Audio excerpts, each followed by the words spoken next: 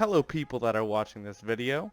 Most of you are probably new, some of you may not be. Welcome either way. Well, in this video we're just going to be talking about some basic tips to help you use the stinger better. Realistically, that's it, you know? These are some pretty basic tips that anybody can really get the hang of pretty easily. You just have to know them and you're right on your way to becoming a stinger god already. Anyways, the first tip would be to wide peak corners when you're fighting against normal assault rifles.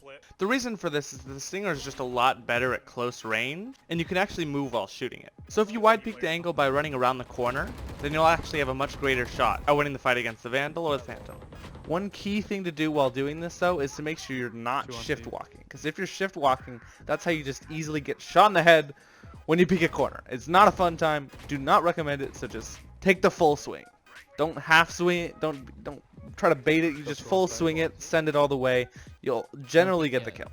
Second tip is how you just generally shoot with the stinger when you're not peeking wide angle. How to shoot with it and get the most accuracy is that when you get into an actual gunfight with a Vandal or Phantom, you're going to want to shift walk.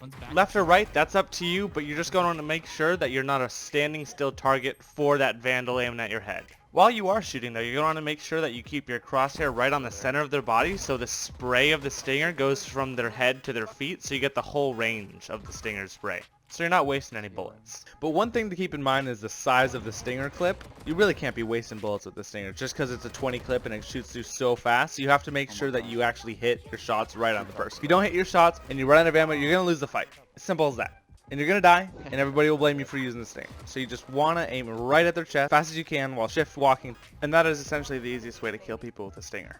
Now the final piece of advice that I have for you guys trying to use a stinger, calm down. I know there's only 3 pieces of advice that I'm giving you, but I gotta say something for the future. Else I'm leaving the bank empty if I don't, and that's just not a fun. Okay. One more there. Okay. I'm just memeing. All right, getting to it.